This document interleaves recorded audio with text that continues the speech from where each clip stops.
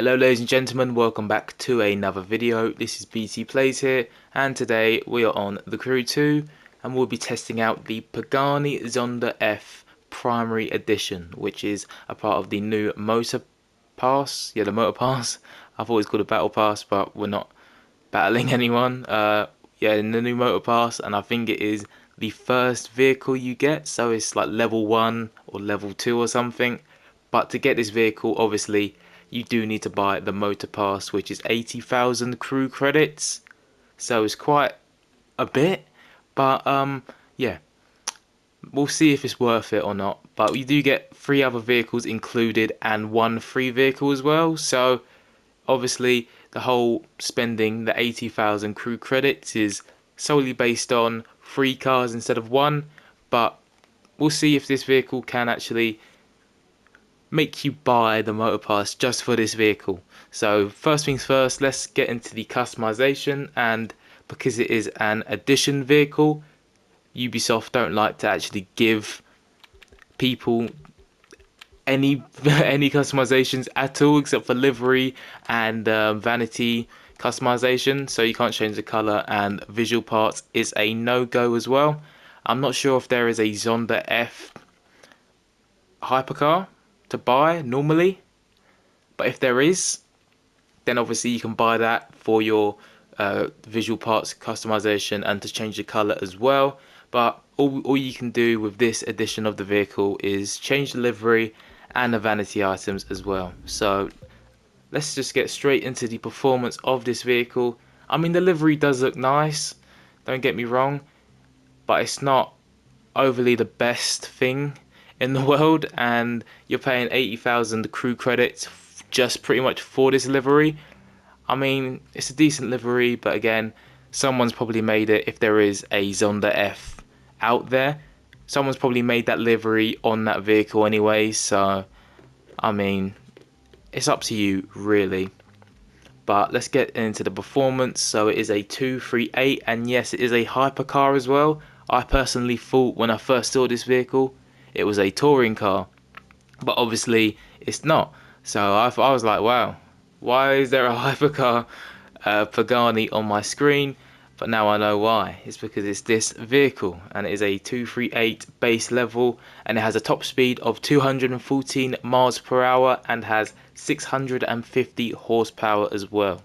But no one uses any vehicle base level, so let's put on the max parts we can on a hypercar, which is obviously 320. You know the gist by now, guys. You've played this game and seen me play this game enough times. So the top speed now, with all the full 320 parts on, it has a top speed of 279 miles per hour. It has 1,107 horsepower, 0 to 60 in 2.37 seconds, quarter mile in 8.77 seconds, and a brake distance 60 to 0 is 18.16 yards. So let's just test out the vehicle, and I'll see you at an event in a second. The hardest part about actually reviewing these vehicles and making videos is finding events. I say this every time, but yeah, it's running out of content real quick, the Crew 2. Obviously it is a 4-year-old game, so what do you expect?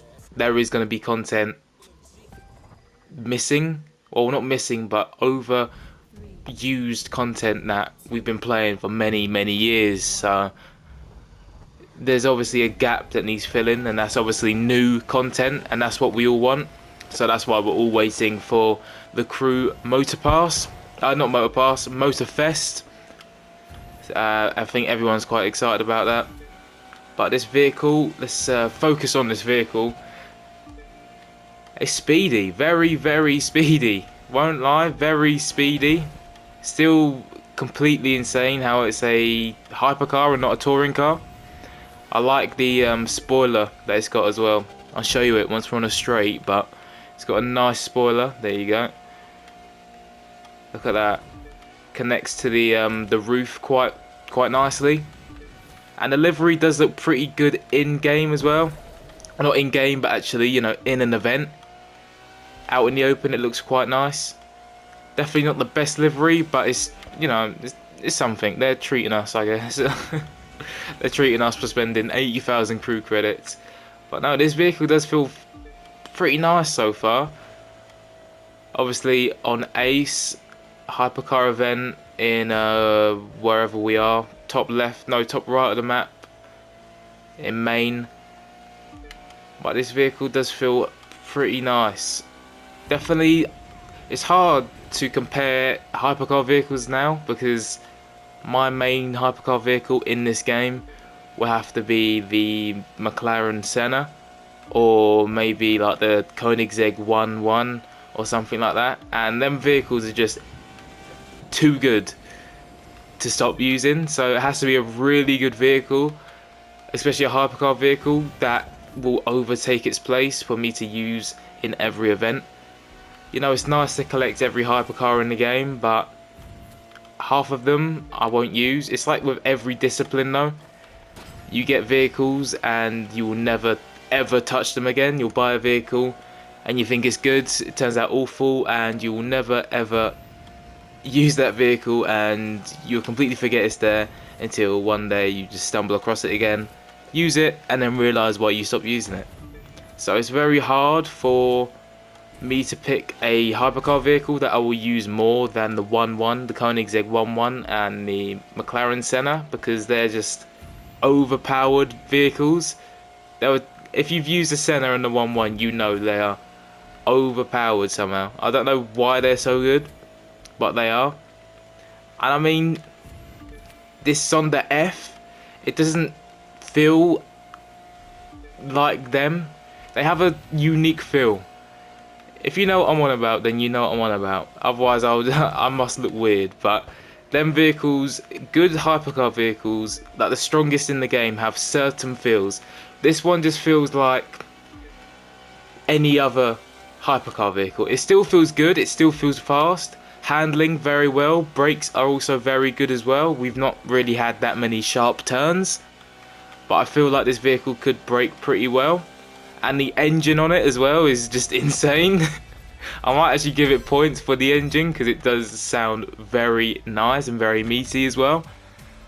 But it just doesn't overwhelm me. It's not something that I would say this is the best vehicle in the game. I feel like, especially for me, most hypercar vehicles unfortunately are like that. They aren't anything more than just a mediocre vehicle. So it's quite sad because there is a lot of nice hypercar vehicles in the game that have nice customization and they look nice as well, like the P1 and your Regeras, you know, a whole bunch of hypercar vehicles, but they're just now sadly quite average. So I mean, overall, this vehicle, like I said, very good. There wasn't that many sharp turns, so we couldn't really test out its braking and handling to the max. But I mean, what it showed there, it was pretty good. It was pretty fast as well. I think it almost reached its top speed, which is always a nice bonus. And the customization, there wasn't much customization.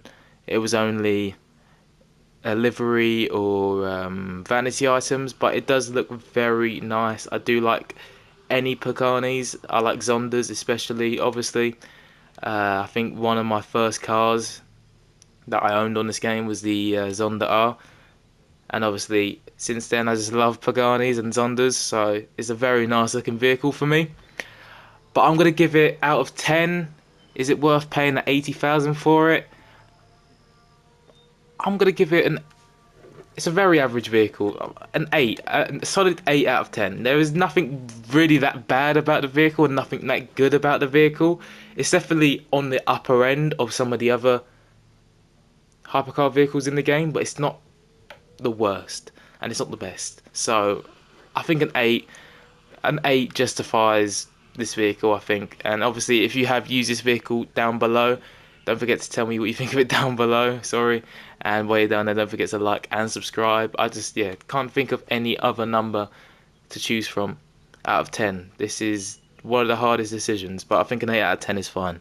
But yeah, enough of me. I will see you in the next video.